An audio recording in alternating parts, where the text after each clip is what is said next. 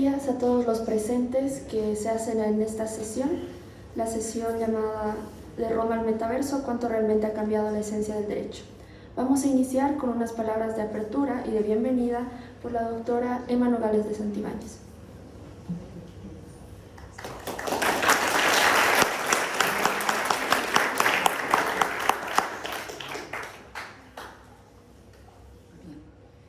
Muy buenos días, distinguida concurrencia. Quiero saludar la presencia de nuestras autoridades, nuestros docentes de la carrera de Derecho y decirles de que nuestro director va a estar en breve, está prácticamente en una reunión en el Senado, por eso es que realmente la inauguración y las palabras de bienvenida la voy a hacer yo. Quiero darles realmente la bienvenida a esta actividad.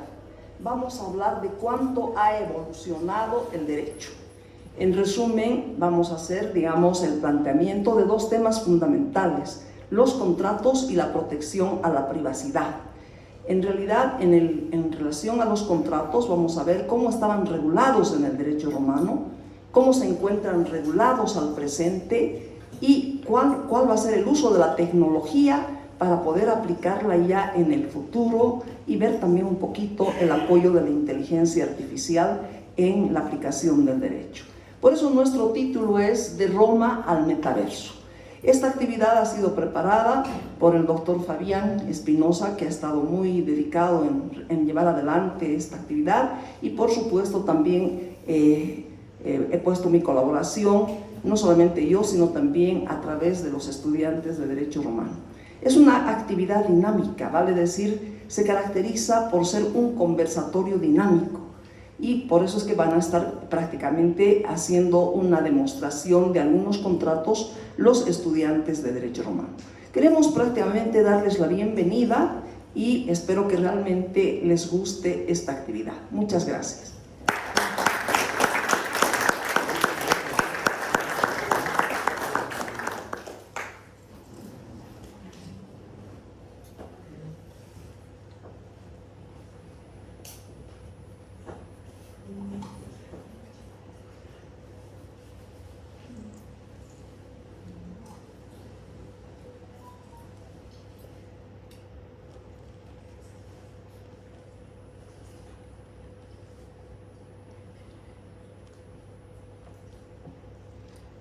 Gracias. Previamente a la primera exposición, como una explicación más metodológica, como bien lo ha dicho la doctora, vamos a procurar hacer un conversatorio dinámico, como bien hasta va a ser con representación actoral. Y es por eso que nos hemos esforzado, agradecemos igualmente al Centro de Estudiantes, Estrella, a todos los que nos han ayudado, al doctor Crespo, por la invitación al doctor Agramón.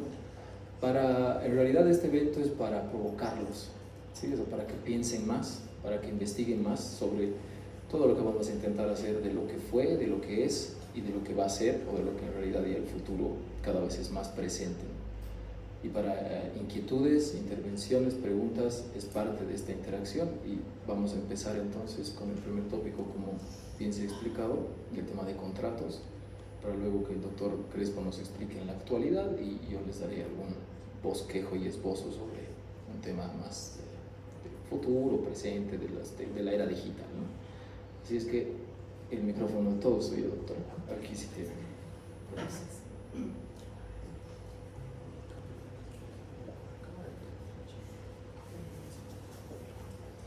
Bueno, yo creo que como que...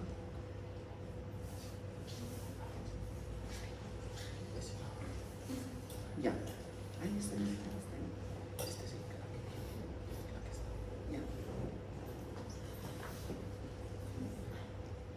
Bien, yo voy a hablar de cómo estaba perfilado y sobre todo regulado los contratos en el derecho romano. Para eso debemos empezar dando un concepto de derecho.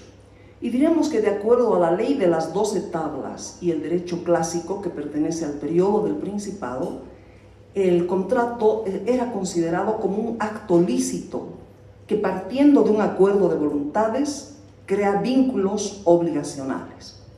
Posteriormente, Justiniano, ya diremos entre los años 527 al 565, en que fue emperador de Oriente, va a ser la codificación final de todo el derecho en Roma, y en la parte de los contratos, ¿qué nos va a decir? que el contrato no solamente es el acto lícito que crea obligaciones, sino también, dice, nos va a servir para constituir ciertos derechos reales y también para cambiar, modificar o extinguir relaciones jurídicas. En ese sentido, más o menos, también ha sido considerado en la actualidad, ya conforme les va a explicar el doctor Crespo, ¿no? En realidad, aparte del concepto, tenemos que ver prácticamente las clases de contratos. En realidad, vamos a hablar de la clasificación que hace Gallo. Gallo fue un jurista del periodo del Principado y él clasifica los contratos en 4 grandes categorías, ¿no? Los contratos verbis, los contratos literis, los contratos reales, los contratos consensuales. En los contratos verbis, que son aquellos que se perfeccionan con el uso de palabras solemnes y determinadas, teníamos 3 figuras importantes que estudiar: la estipulación, la dictio dotis y el jus jurandum liberti, ¿no? Luego, también tenemos que mencionar en los contratos escritos, o sea, los contratos literis. Estos contratos se perfeccionan con el uso de formas escritas. Fíjense que ya en Roma se utilizaban las formas escritas, pero ¿cómo se las utilizaba? Eso es lo importante. Vamos a explicar cómo el paterfamilias romano tenía su códex, ¿no? Que era una especie de libro de contabilidad donde anotaba los ingresos y las salidas. Y suficiente era que no anote el nombre del deudor y la cantidad debida para que efectivamente esté perfeccionado el contrato en forma escrita. A eso se llamaba nomina transcripticia.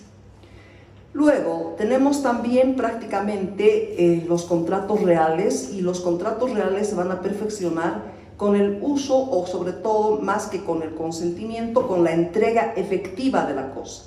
O sea que no bastaba realmente que las partes estén de acuerdo, sino que había que hacer la entrega efectiva de la cosa. Entre estos contratos, los romanos estudiaron fundamentalmente al mutuo, al comodato, el depósito, la prenda. Y finalmente tenemos la categoría de los contratos consensuales, aquellos que sí se perfeccionan con el solo consentimiento de las partes. Y dentro de esta categoría estaban la compraventa, el arrendamiento, la sociedad y el mandato, ¿no? Ahora, ¿qué requisitos esenciales marcaron en el derecho romano para que un contrato nazca a la vida jurídica? Entre los requisitos esenciales podemos observar prácticamente la capacidad. Ese requisito se mantiene también en la actualidad. Solo las personas que tienen capacidad de ejercicio pueden celebrar un contrato. ¿Y a qué edad prácticamente tenían los romanos esa capacidad? De acuerdo a la ley de las 12 tablas, las mujeres a los 12, siempre con la presencia de un tutor, y los varones a los 14 años. Pero luego se dieron cuenta los romanos de que estas edades eran como les diría, muy débiles para poder prácticamente hacer que un contrato sea todo lo serio posible. Porque estos mayores de 14, que ya se consideraban en pleno ejercicio de sus derechos, frecuentemente eran engañados en sus negocios por falta de experiencia. Por eso es que en el periodo del Principado se tuvo que cambiar la edad de la capacidad de ejercicio y se elevó a los 25 años, ¿no? Luego, otro requisito es el consentimiento. No puede haber contrato sin consentimiento. Es la manifestación de voluntad de las partes sobre un objeto jurídico. Ese consentimiento, los romanos decían de que debía ser un consentimiento libre de vicios. Ellos hablaban de vicios conscientes, de vicios inconscientes. Los vicios conscientes eran consentidos por las partes, como por ejemplo una simulación. Y los vicios inconscientes son los que conocemos actualmente: el error, el dolo, la violencia. Entonces, ¿cómo debía ser el consentimiento libre de esos vicios para que no pudiera el contrato ser atacado de nulidad? El objeto, ¿cuál es el objeto del contrato? En el derecho romano se considera como objeto del contrato la cosa que las partes van a dar, hacer o no hacer. Prácticamente ese objeto también debía reunir ciertos requisitos. Debía ser un objeto efectivamente posible, lícito, no contrario a la ley, ni a la moral, ni a las buenas costumbres. Tenía que ser determinado porque las partes tenían que saber a qué se obligaban. Y por supuesto también tenía que ser un objeto avaluable en dinero, pecuniario. Luego, tenemos también que mencionar la causa. En el derecho romano, la causa del contrato es el motivo que lleva a las partes a celebrar el contrato. ¿Qué motivos tienen el vendedor, el comprador o prácticamente los que estén interviniendo dependiendo de la clase de contrato? Es la causa motivo. No analizaron todavía la causa final, ellos hablaron de la causa motivo. Y finalmente, para que surja el contrato a la vida jurídica necesitamos las solemnidades o formalidades.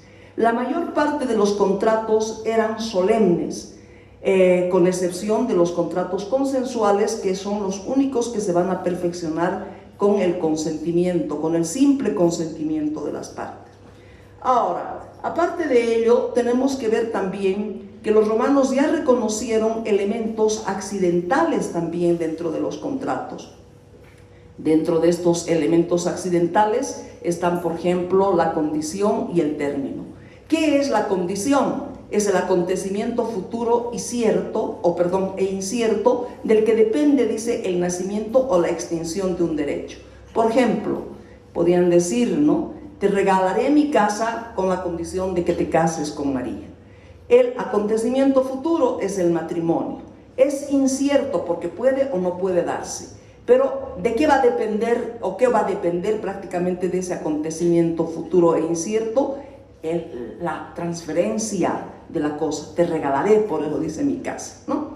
Muy bien, hay también la condición extintiva, que es aquella en la cual depende del acontecimiento futuro e incierto la extinción del derecho. Otro elemento accidental del contrato es el término. Los contratos siempre pueden ser puros y simples, efectuarse de manera y cumplirse de manera inmediata, pero también pueden estar sujetos a término, a plazo. ¿Y qué es el término? Es también ese acontecimiento futuro, pero en este caso prácticamente ya es cierto, porque siempre va a llegar. Y de ese acontecimiento futuro y cierto depende el nacimiento o la extinción, ya no tanto el nacimiento, perdón, el ejercicio o la extinción del derecho, ¿no? Bien, sigamos adelante.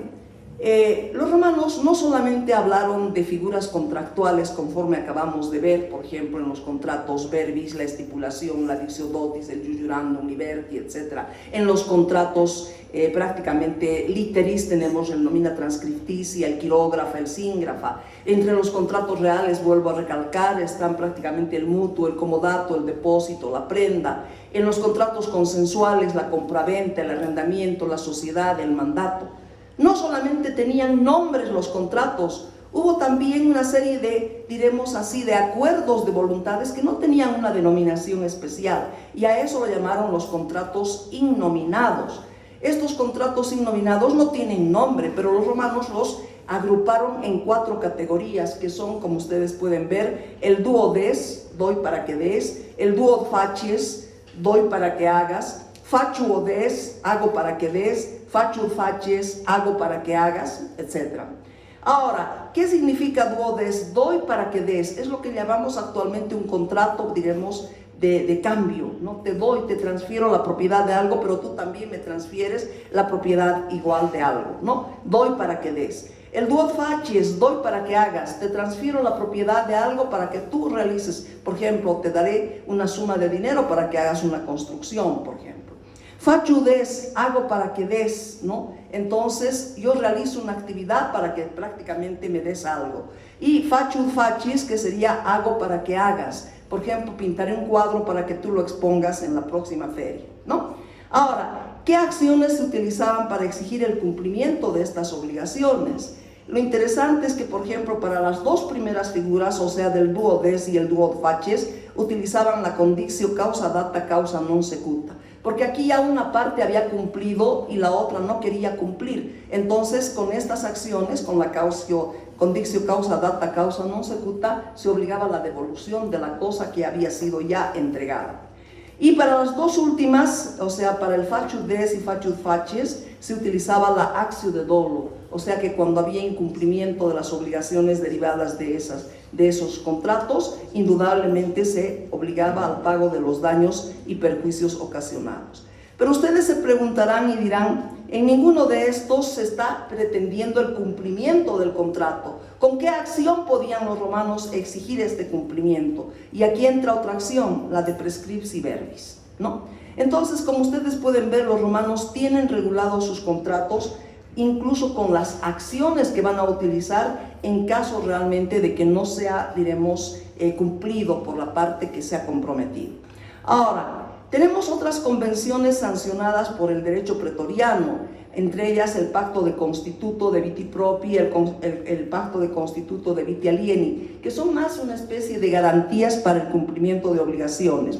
Por ejemplo, el Pacto de Constituto de Viti Propi era utilizado cuando el deudor no había podido cumplir prácticamente con la entrega o con lo que se había comprometido, y en este caso se comprometía a hacerlo en un nuevo plazo. Estaba garantizando el cumplimiento dentro de un nuevo plazo. En cambio, en el de Viti Alieni ya era una persona ajena la que prácticamente podía hacer diremos, esta garantía, ¿no? Comprometerse a pagar lo que inicialmente el deudor principal no lo había hecho. Ahora, tenemos también el juramento, que era una declaración solemne sobre un hecho o un derecho que se prestaba dentro de una contienda judicial. Y estaba también dentro de estas convenciones sancionadas por el derecho pretoriano, los recepta. Los romanos fueron muy cuidadosos en todos los detalles. Miren, los receptas son obligaciones de cuidar las cosas ajenas. Por ejemplo, tenemos el recepta nautarum. Esta era la obligación que tenían los dueños de los barcos de cuidar el equipaje de los viajeros. Si se perdía ese equipaje, ¿quién era el responsable? Era el dueño del barco. Tenemos el recepta cauponum, que prácticamente es la misma responsabilidad de cuidado que tienen en los hoteles u hosterías. ¿Quién tiene que cuidar, por ejemplo, el equipaje de los viajeros en Roma y en los tiempos actuales? Es, lógicamente, la administración en los hoteles, ¿no? Luego tenemos el estabularium, que prácticamente era muy interesante este recepta, por el cual se comprometía el dueño de los establos a cuidar prácticamente a los caballos que eran dejados en el lugar, digamos, donde dejaban estos caballos, en el sitio. Y luego tenemos el recepta argentari, imagínense el compromiso que adquiría un banquero de pagar ciertas sumas de dinero prácticamente en favor de sus clientes. Y el recepta arbitri, esto es lo más interesante, se podía convocar a árbitros para que puedan definir una contienda judicial, y ellos debían prestar el recepta arbitri, o sea, de cumplir prácticamente con la actividad que se les estaba encomendando. Son detalles que tienen los romanos, pero ahora yo quiero mostrarles un poquito cómo se perfeccionaban estos contratos. Y para eso vamos a entrar ya prácticamente con mis alumnos de Derecho Romano, ¿no? Vamos a hacer, por ejemplo, una representación de un contrato verbis. Dentro de los contratos verbis he citado el contrato de estipulación. La estipulación se perfeccionaba con el uso de una pregunta y una respuesta. Era un contrato oral por excelencia, y sus características: oralidad, presencia de las partes, congruencia entre pregunta y respuesta. Y esa demostración lo van a hacer ahora nuestros estudiantes. Por favor, pueden pasar.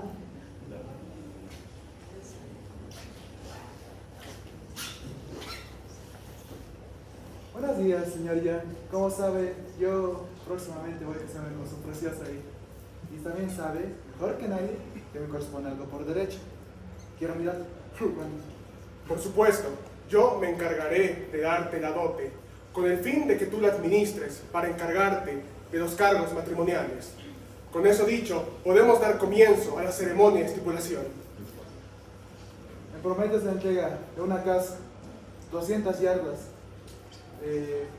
100.000 haces, un rebaño y un caballo. Yo te lo prometo. Como legítima esposa, opino que la dote va a ser bien empleada para los cargos matrimoniales. Por supuesto. Muy bien. Esa es una estipulación, ¿no?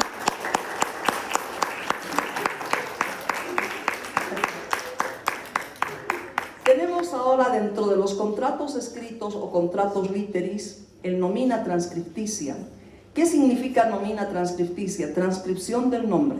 Les decía de que realmente el paterfamilias romano acostumbraba a tener su códex, su libro de entradas y salidas, y suficiente que inscriba el nombre del deudor y la cantidad de vida para que surja perfeccionado el contrato literis.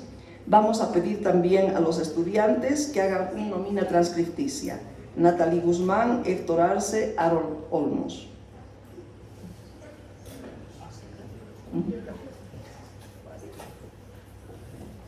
¿Cómo estás, querido amigo Oticio?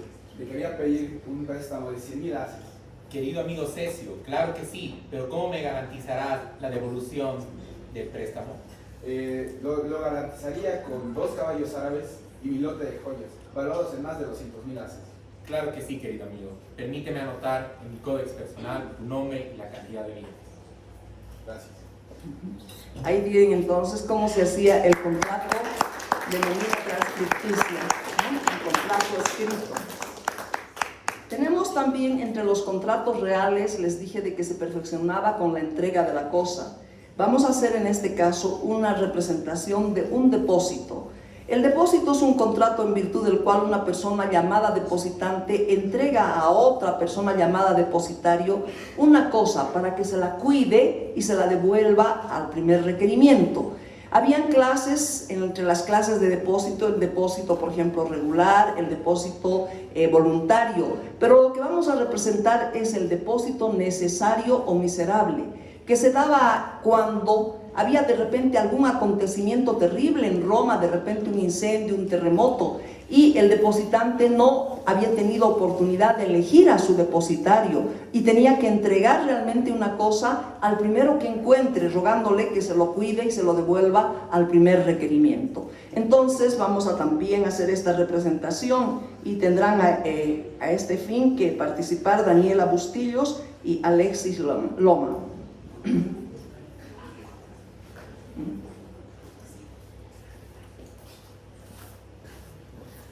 No puede ser, toda Roma se está quemando. Hay fuego por todos lados, ¿qué vamos a hacer? No podemos salvar ni la casa ahora. Ahora, ¿qué vamos a hacer? ¿A quién vamos a entregar este lote que es muy valioso? Tiene que ser alguien de confianza, alguien que sepamos que no nos va a robar. Pero ahora ya no hay nadie, tendremos que confiar en la buena fe. Usted joven, por favor, cuide mi lote de joyas hasta que pase todo esto. Sí, claro, yo me comprometo a cuidar su lote de joyas. Muchas gracias. Ya pasó el incendio. Iré a devolver su lote de joyas a la señorita. Muchas gracias, pues hombre. Como ven, realmente este era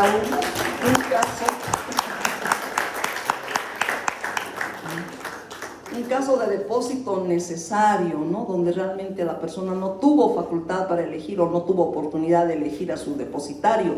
Entonces, sin embargo, se le presentó la oportunidad de que sea otra persona la que se lo cuide y le devuelva al primer requerimiento. Tenemos también entre los contratos, les decía ya, consensuales, la compraventa, el arrendamiento, la sociedad, el mandato. En esta oportunidad vamos a representar la compraventa. La compraventa romana tiene una particularidad, señores y jóvenes estudiantes. La compraventa romana es un contrato obligacional, solamente crea obligaciones. Obligación del vendedor de entregar la cosa y prácticamente de cuidar o garantizar la pacífica posesión de la misma. Y el comprador tenía la obligación, por supuesto, de pagar el precio. Pero ustedes me dirán, ¿y qué pasa con la transferencia de la propiedad? Esa transferencia de la propiedad tenían que hacerla con una ceremonia especial, que podía ser prácticamente la emancipatio o la injurecessio. El emancipatio necesita la presencia de 5 testigos, ciudadanos romanos púberes, un libre pens y por supuesto también la presencia del que vende y la presencia del adquirente. Vamos a hacer la representación entonces de una emancipatio para transferir la propiedad de la cosa vendida. Pueden pasar los estudiantes, por favor. Como testigos, María Quisber, Lisette Gutiérrez, José Alemán, Alejandra Molina, Zaida Giraldo. Como vendedor, Sajat Cordero. Como comprador, Angélica Pocoata. Portabalanza, Leslie Soto.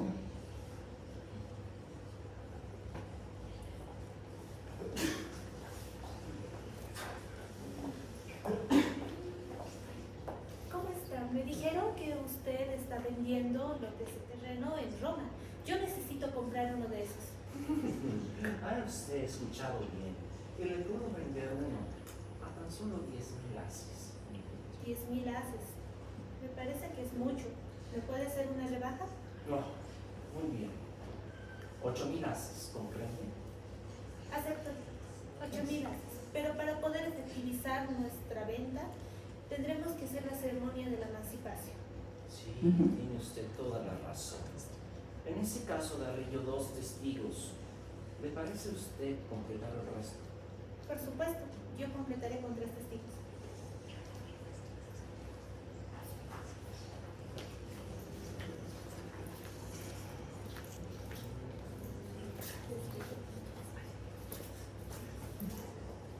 Agradezco a ustedes, amigos, que estén presentes hoy como testigos en esta ceremonia de compra. Oh, el portabalanzas, qué gratificante es tener su presencia. Muy bien, podemos comenzar la ceremonia. Declaro mía esta cosa por el derecho de los quirites, porque lo he comprado con este cobre y esta balanza. Testigos, habiendo perfeccionado la transmisión de este terreno, quiero agradecerles humildemente su presencia.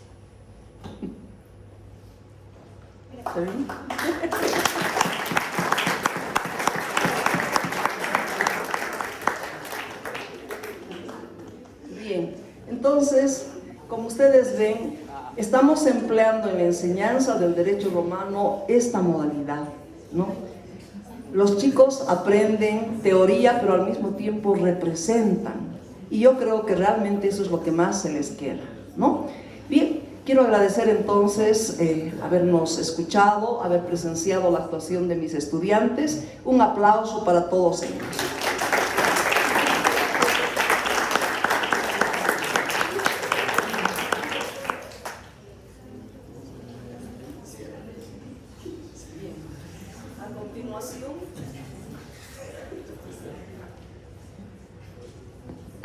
Gracias. A continuación, ahora el doctor Crespo nos va a mostrar de las bases que explicaba la doctora Nogales con esa tan peculiar representación, la actualidad de cómo realmente se comporta ahora desde la teoría general del contrato, los preceptos más importantes. Por favor, doctor Crespo.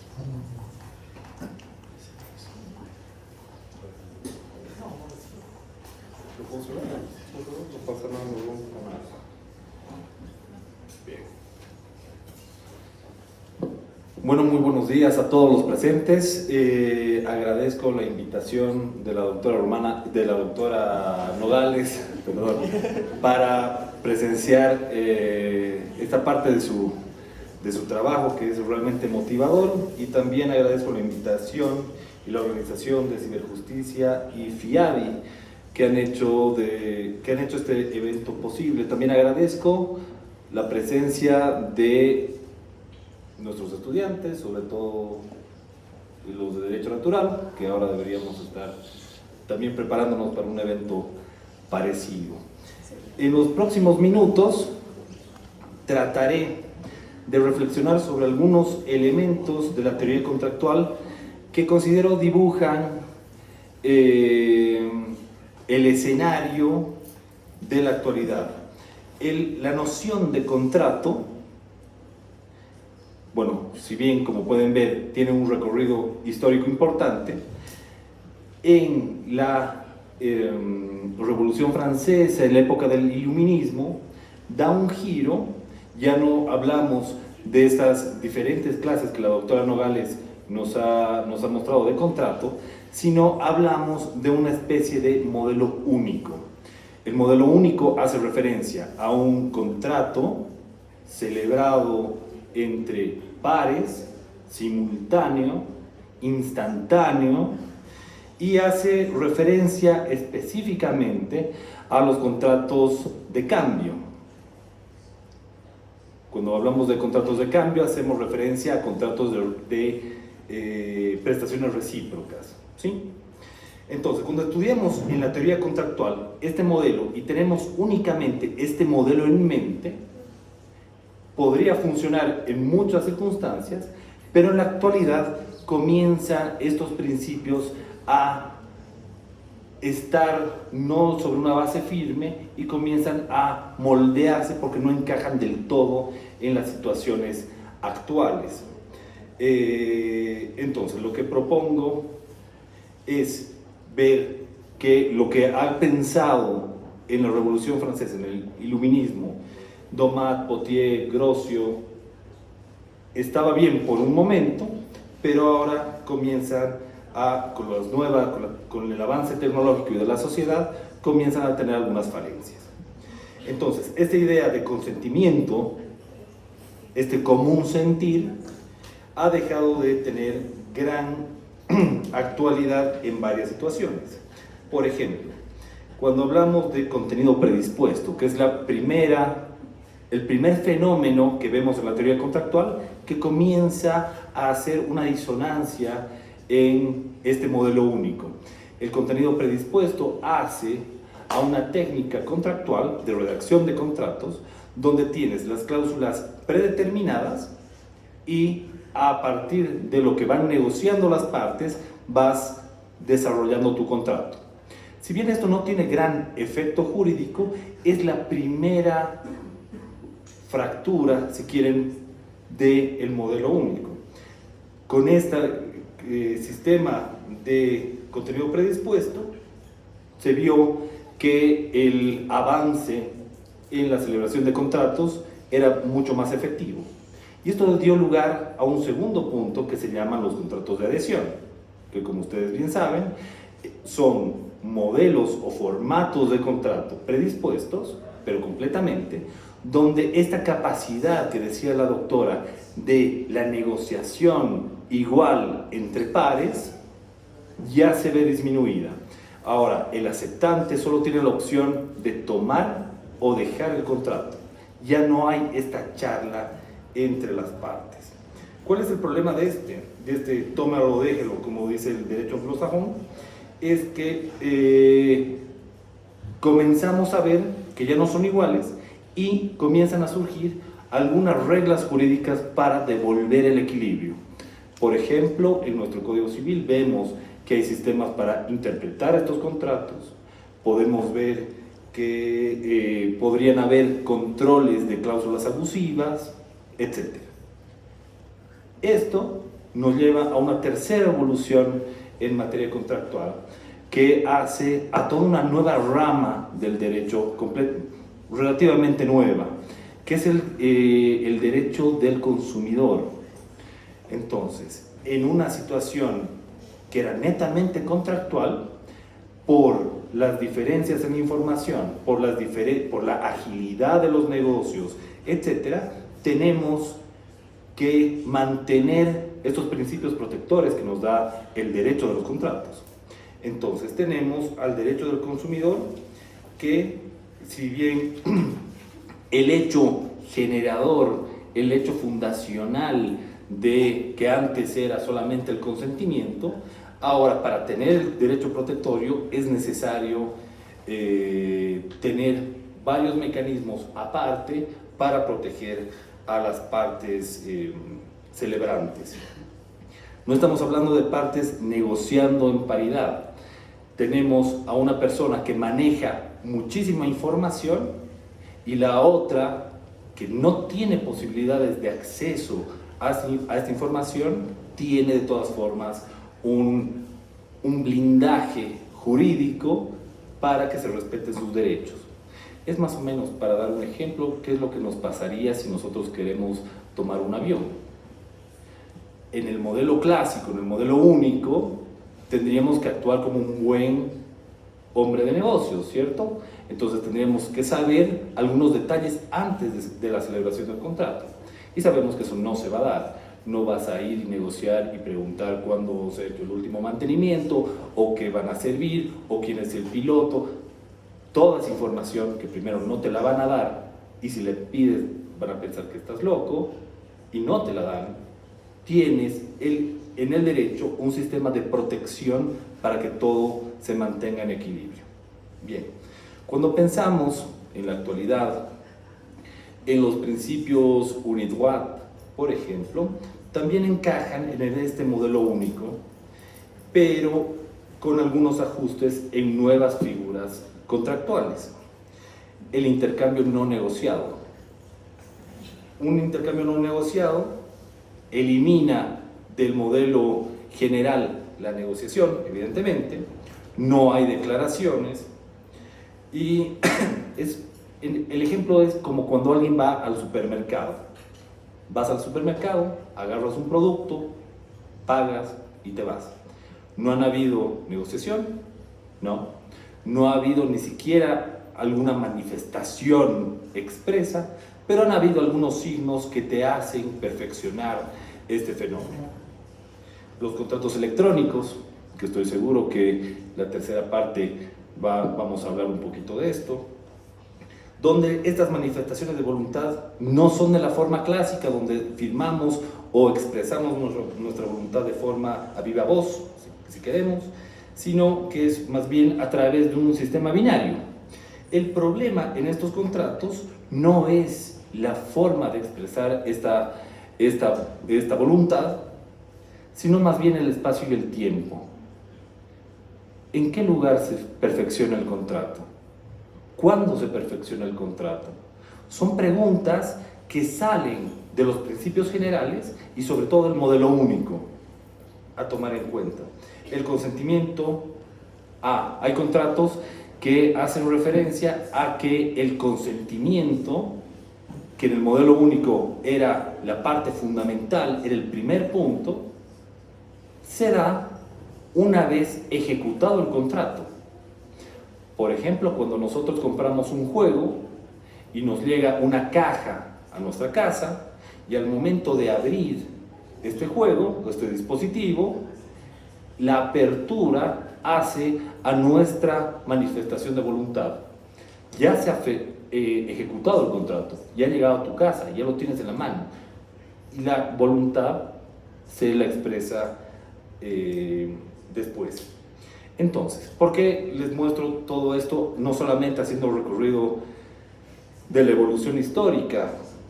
Hay que pensar en muchas excepciones, en muchas características que tiene la actualidad y la evolución histórica del derecho.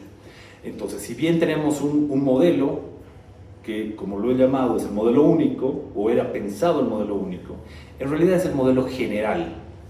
Y ahora nos toca, en los próximos años, las próximas generaciones, y con los avances que rápidamente vamos experimentando, legislar estas excepciones como hemos hecho en el caso del derecho del consumidor. Hay que ver las características, hay que ver los supuestos de derecho. No nos olvidemos de los contratos de larga duración. Imaginemos este escenario que se da actualmente en materia contractual y que rompe toda la teoría general del contrato. Los contratos de medicina prepaga. En un momento nosotros firmamos este contrato y tenemos las cláusulas, tenemos un listado de enfermedades, tenemos un listado de hospitales, un listado de médicos, y mes a mes nosotros vamos pagando este canon. Y resulta que queremos activar este servicio 10 años después. ¿En qué momento se celebra realmente, se ejecuta el contrato? No podemos decir 10 años después que el signalagma se ha perfeccionado en ese momento, cuando ya no son los mismos hospitales, ya no son las mismas enfermedades, ya no es la misma situación. Entonces, en estas relaciones de larga duración también hay que ajustar determinadas cosas de la regla general. Entonces, el consentimiento instantáneo entre iguales es posible que ya deje de tener tanta actualidad. En ese sentido, porque se ha desmaterializado el objeto. Bien, es importante entonces mantener el estudio de la teoría general, mantener y estar muy atento a las condiciones que tiene la tecnología, la evolución de la sociedad, para pensar en nuevas excepciones y nuevos principios. Muchas gracias.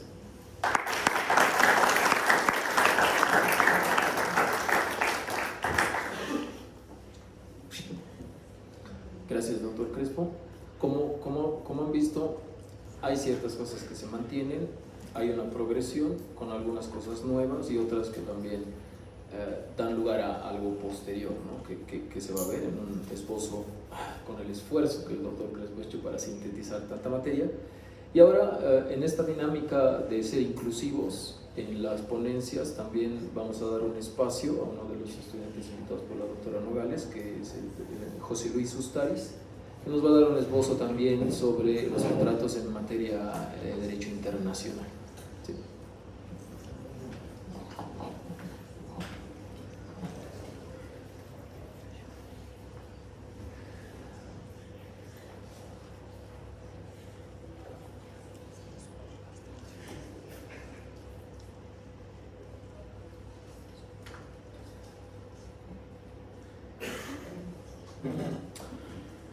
Muy buenos días a todos. En primer lugar, agradecerle a la doctora Emma Nogales por la invitación a poder participar en este conversatorio con todos ustedes.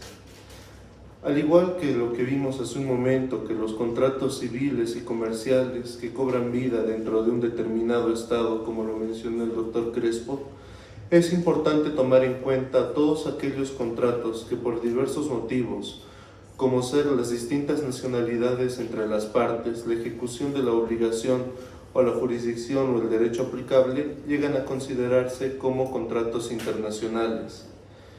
Es importante que señalemos dentro del marco normativo internacional existen tratados, reglamentos, convenciones y protocolos que rigen a las partes al momento de celebrar los contratos internacionales. De cada uno de estos instrumentos normativos es importante tomar en cuenta cómo regulan los aspectos esenciales para la contratación internacional. Estos aspectos más importantes son las formalidades del contrato, la capacidad, el cumplimiento de las obligaciones. Además, ver si cumplen o aceptan el principio rector de la autonomía de la voluntad y si ésta tiene algunos límites. Los instrumentos que nosotros vamos a analizar brevemente son estos: el Reglamento de Roma, la Convención de México, la Quinta CIDIP, la Convención de Viena de Compraventa Internacional de Mercadería, los convenios de Mercosur y los que considero más relevantes en nuestro caso, el Código de Bustamante y el Tratado de Montevideo de 1888-1889. El Reglamento de Roma 593/2008 es un instrumento jurídico internacional de mucha importancia, sobre todo para los Estados miembros de la Unión Europea. Es importante puesto que en su artículo 3 reconoce el principio de la autonomía de la voluntad y nos dice que las formalidades contractuales deben regirse por la ley del lugar de la celebración. Sobre lo mencionado del artículo 3 de la autonomía de la voluntad, es importante señalar que las partes podrán elegir la ley aplicable. Esto es importante sobre todo cuando veamos más adelante la Convención de México y veamos que en ellas las partes tienen la facultad de elegir el derecho aplicable, siendo esto una noción un poco más amplia de las que nos da este Reglamento de Roma. Sobre el mismo reglamento vemos que el artículo 4 reconoce el principio de proximidad, mediante el cual nosotros vamos a entender que de la autonomía y la voluntad, las partes, al no haber acordado el derecho o la ley aplicable, el juez o el tribunal deberá resolver mediante la ley más próxima para la ejecución del contrato. La Convención de México, la Quinta CIDIP, nace en la Quinta Conferencia Interamericana sobre Derecho Internacional Privado en México en 1994. Este instrumento jurídico solo fue ratificado por México y por Venezuela. Vemos que en el artículo 7 reconoce el principio de la autonomía de voluntad, pero también reconoce el principio de proximidad en su artículo 9. Vemos que es importante que el lugar de celebración y del cumplimiento son sin duda alguna necesarios para las formalidades del contrato. Sobre la Convención de Viena de compra y venta de mercadería, vemos que no existe ninguna formalidad para realizar este contrato de manera internacional, manteniendo así lo que anteriormente mencionó la doctora Nogales y el doctor Crespo, ser un contrato netamente consensual. y al mismo tiempo reconoce el principio de la autonomía de voluntad en su artículo 6, aunque no lo hace de forma expresa, menciona que las partes pueden excluir la aplicación de esta convención.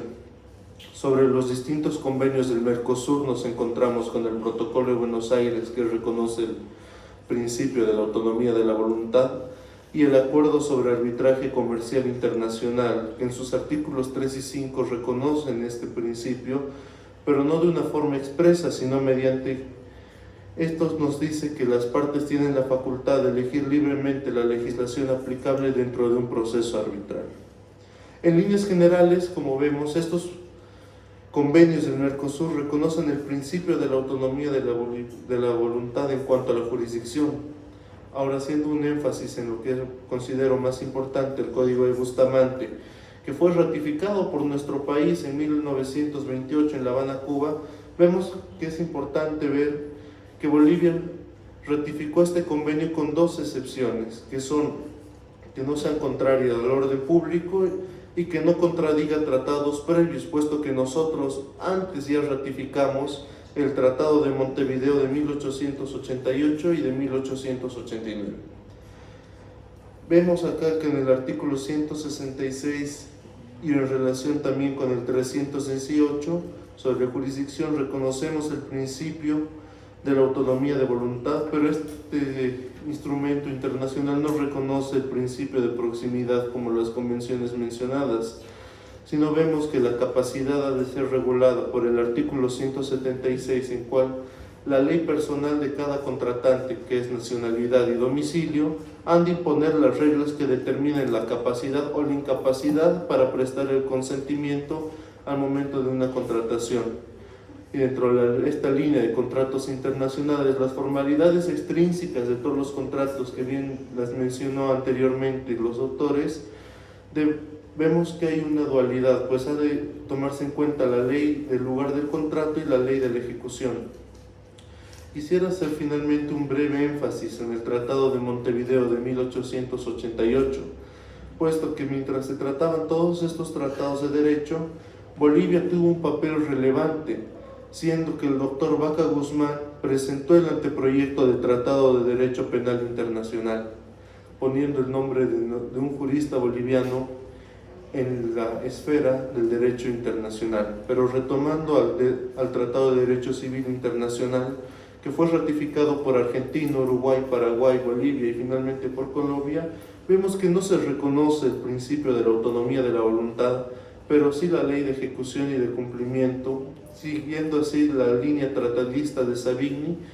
Y en todo esto yo considero que no ha sido por descuido de los juristas que redactaron este instrumento, por la antigüedad del mismo, que no se tomó en cuenta el principio de la autonomía de la voluntad, sino que vemos que toda regulación de las obligaciones contractuales y extracontractuales en relación a la ley aplicable están normadas desde el artículo 32 hasta el artículo 40, siendo expresamente claros y oportunos en cada uno de estos artículos para cada uno de los casos en que debe aplicarse uno de los distintos principios y ley aplicable, siendo la ley del lugar de la celebración para los contratos públicos y la ley del lugar de la ejecución para los contratos privados en cuanto a las formalidades.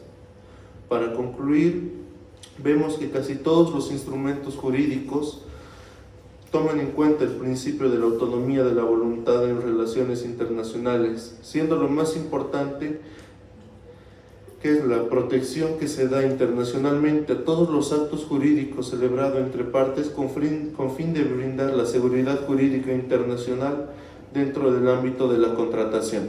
Gracias.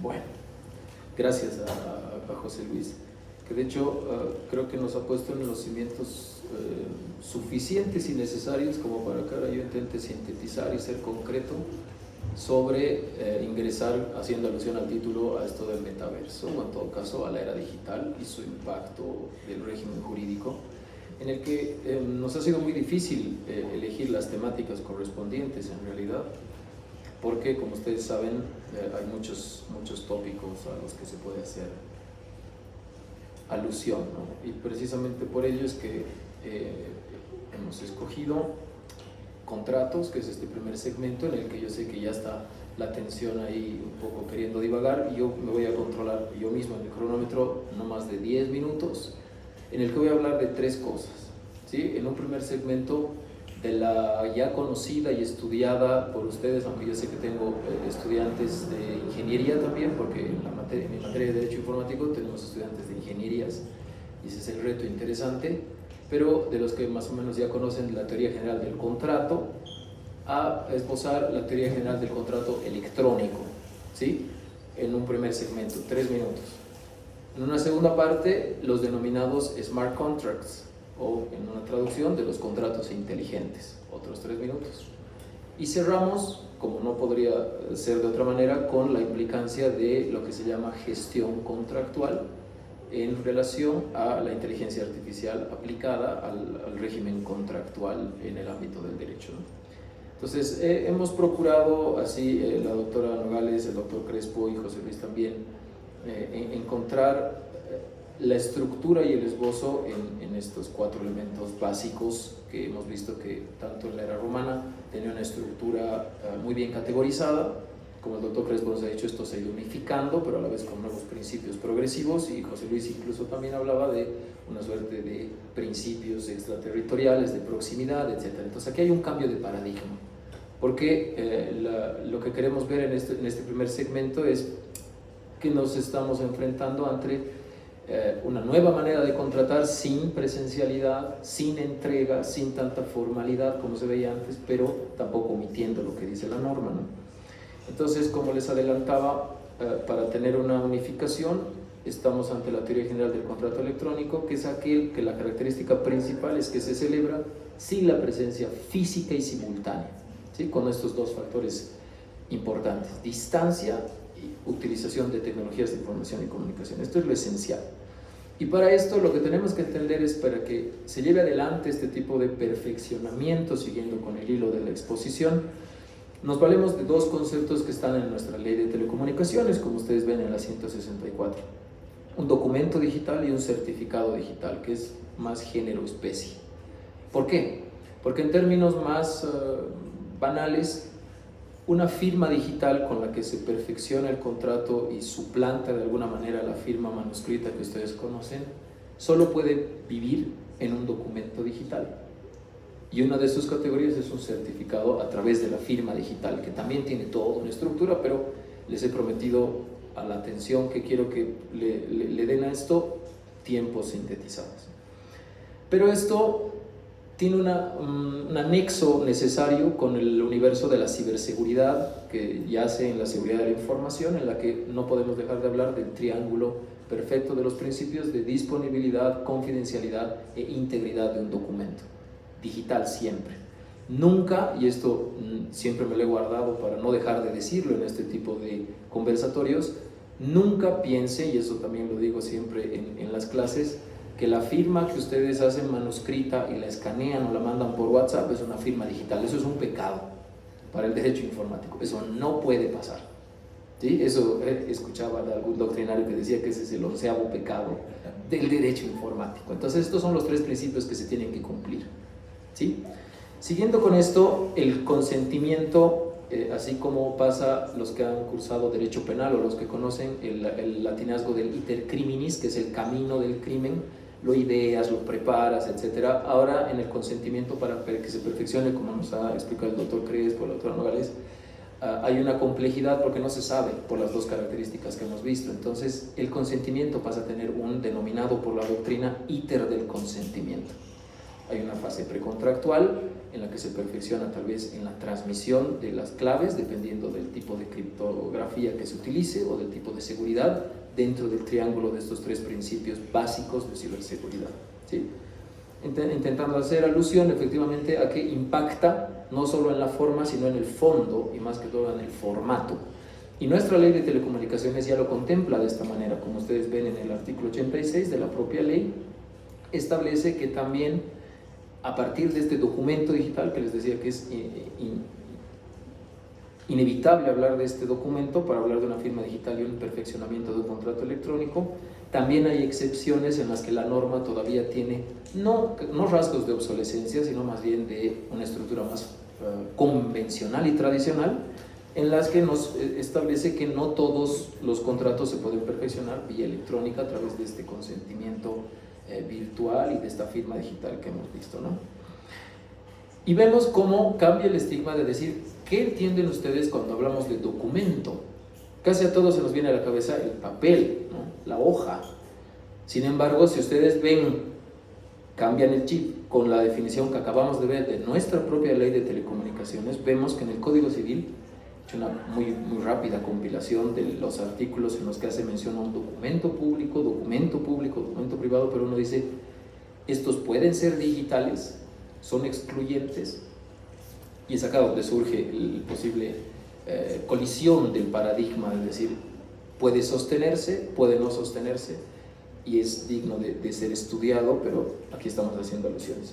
Una idea muy interesante y muy importante que siempre quisiera que tengan presente cuando hablan del derecho informático como evolución de este régimen de tipología contractual, es que a veces estas nuevas tecnologías, como las que vamos a hablar inclusive de inteligencia artificial, pueden ser más una solución buscando un problema que una solución a un problema. Esto siempre pasa. Utilizas inteligencia artificial para todo y para nada, es nuestro nuevo némesis de la docencia, que tienes que estar más que revisando y viendo si no han generado por alguna aplicación, etcétera, ¿no? Pero este es un precepto muy importante. Y la conclusión que se da, que los doctrinarios debaten con mucha profundidad sobre la teoría general del contrato electrónico, es que se dice que estamos ante un fenómeno de una heterogeneidad de las partes. Esto lo dice el profesor Yves Pouillet, de tendencia igualmente conservadora, pero que ha escrito sobre la teoría general del contrato, en la que se dice que evidentemente ya no hay la igualdad de partes de esta buena fe se ve más controversial desde el punto de vista de equidad e igualdad como principios del derecho. Esto en tanto a la teoría general, he cumplido, pero pasan unos segundos ahí, estamos contra la teoría general del contrato. Ahora, un paso más de evolución, ingresando más a este metaverso, entre comillas, en el que, como les he dicho, por tiempo y por síntesis hemos tenido que enfocarnos en contratos y en privacidad. Seguramente ustedes conocen que en el metaverso se ven temas que también el doctor Crespo conoce de propiedad intelectual, en el que ha habido un diseñador que ha hecho una cartera de una marca famosa y la marca famosa le ha dicho, estás haciendo uso indebido de mi marca y de mi modelo, pero él le ha dicho no, porque eso es virtual, no existe en el mundo real y la norma no alcanza ahí. Controversias grandes que no puedo ingresar, pero quisiera, y aún así también lo hemos analizado en clase, el caso de que estaban investigando una violación colectiva a una menor en un metaverso, o un abuso sería, ¿no? Son temas para captar la atención de que estamos hablando del metaverso con nuestro título, pero no podemos enfocarnos porque estamos hablando, como les había dicho, de contratos. Entonces, voy a entrar a la temática interesante del contrato inteligente. ¿Habían escuchado sobre esto? Quisiera solo para dinamizar y tener una visual yo, ¿quién piensa que nunca ha utilizado un contrato inteligente o un smart contract? ¿Quién nunca ha utilizado un smart contract? Quisiera ver solo manos. ¿O todos han utilizado alguna vez un contrato inteligente? ¿Quién nunca ha utilizado un smart contract? ¿Todos han utilizado alguno? ¿Puedo escuchar algún ejemplo tal vez? Si todos han utilizado. ¿Será ese un smart contract?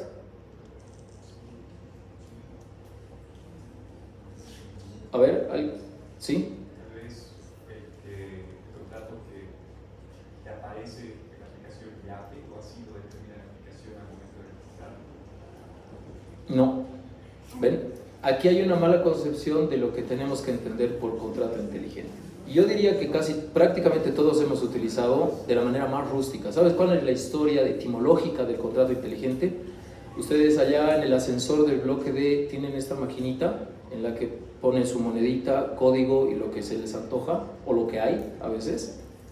Esa es la historia etimológica de un contrato inteligente.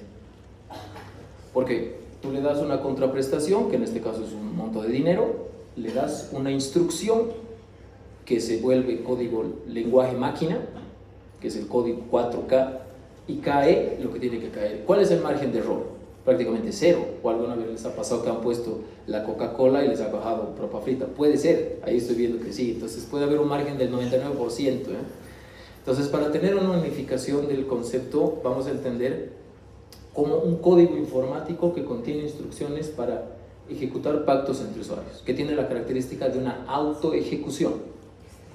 Cuando ustedes ponen la moneda y ponen el código, ya no hay chance, ¿no? Pero si no, mentira era. ¿Dónde está el perfeccionamiento de la entrega, de la cosa, la buena fe?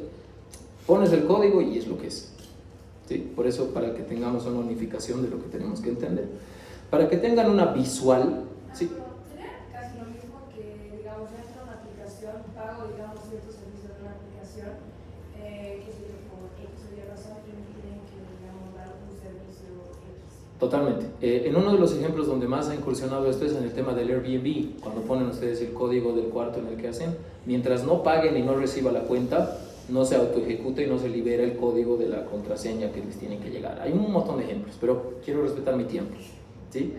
Para que ustedes tengan una visual, para que conozcan y decir cómo funciona, cómo es, quiero conocer a un contrato inteligente, he hecho un contraste ahí, que en la parte derecha ustedes ven un contrato puro y duro con el que casi todo el aforo de derecho va a vivir de aquí en adelante.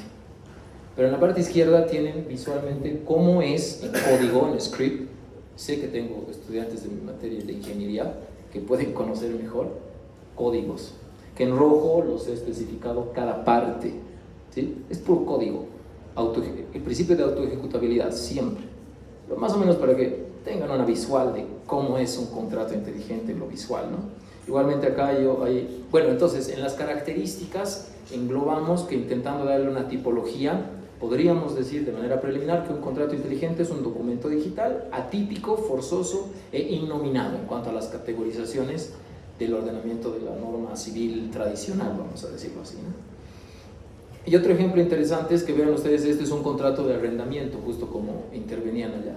Miren, ahí está el plan, de manera mensual se va renovando, para la reprogramación, una obligación, el plazo, solo para que tengan una visual de este es un contrato real, tal cual como se ha hecho. Y este se utiliza en la misma tecnología que seguramente igual han escuchado de blockchain o cadena de bloques, en la que está en vilo, y los invito a que también estén inmersos en esta temática de las criptomonedas. Vive en este universo de las blockchain, los contratos inteligentes. Y otra vez, de una manera más ilustrativa, vean ustedes que en una cadena de bloques en la red puede vivir así, y el círculo verde que está señalizado, por ahora solo hay un estimativo de que los smart contracts corresponden a un 15% de todo el universo de la cadena de bloques, porque ahora más del 80% está cooptado por criptomonedas, pero solo para que tengan ahí la visual. Ahora sí me he pasado 4 minutos, pero cierro con inteligencia artificial, con preceptos interesantes, importantes, sin darle mayor vuelta, en el que, como ustedes saben del anglicismo de que ahora todo está prestado para un servicio, que antes era legal as a service, ahora se habla de un intelligence artificial as a service, o sea, la inteligencia artificial como un servicio de prestación. Y el tópico más importante e interesante del que hablamos es precisamente a partir de que miren esta inevitable noticia que se puede mostrar, que el ChatGPT 4 ha superado el 90% de los abogados pasando el examen de admisión de los Estados Unidos. O sea, lo hace mejor que un humano el examen bar, ¿sí? Y aquí viene quizás una lección también con una connotación muy ética. Entonces vemos que para compilar todo, yo soy odioso a veces de poner muchas palabras en una diapositiva, pero el tiempo, con la atención que estoy obteniendo, hemos quedado en eso. Se habla de una gestión contractual, ¿sí? Que es un ciclo. Una gestión contractual basada en inteligencia artificial en la que puede hacer un montón de cosas. Si ustedes parten de abajo, optimiza tiempos, optimiza redacción, puede redactar 10 hojas en 2 segundos o menos, optimiza costos, los reduce, optimiza riesgos, hace una gestión de riesgos más completa, busca, asiste, predice, te dice qué puede pasar en un caso cuando le compilas, hace un análisis predictivo, te hace una herramienta, y siempre ahí empieza a venir el fantasma de decir, ¿y será que nos pueden suplantar? Yo voy a cerrar ya con una reflexión. Esta es la última diapositiva, en la que he compilado 4 casos reales, ¿sí? Si ustedes ven el de la izquierda arriba, es una captura de pantalla en la que una sala constitucional de Santa Cruz, en Bolivia, que luego pasó a Cochabamba, le ha consultado a ChatGPT sobre un caso de una acción de protección de privacidad de una periodista, un tema de periodismo, de evaluación de fuentes, etc. Pero le ha consultado.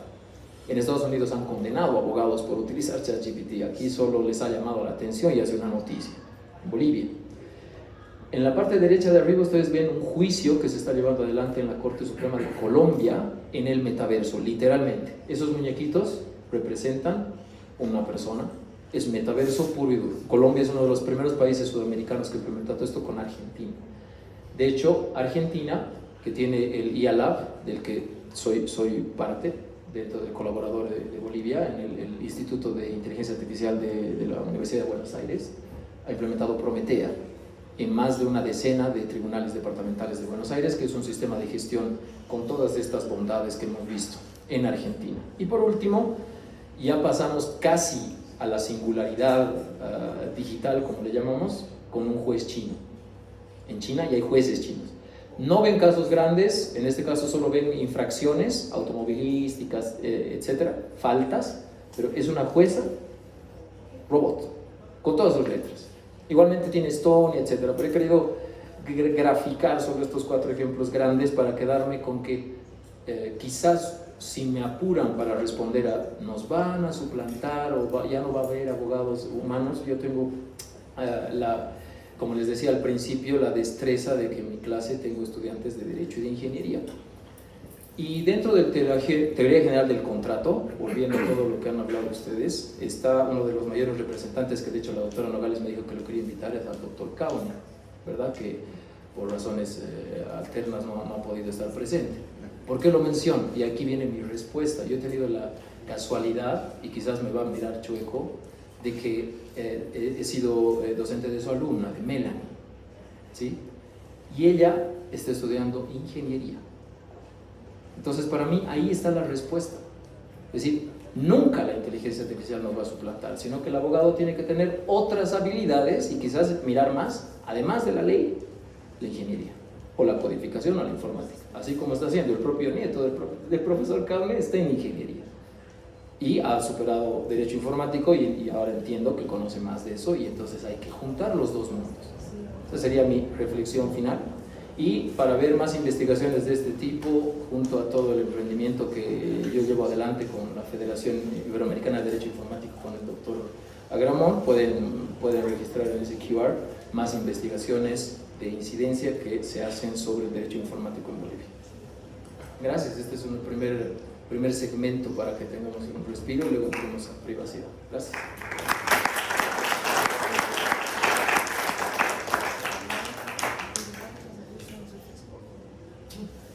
Entonces en el break les invitamos a servirse un refresquito que está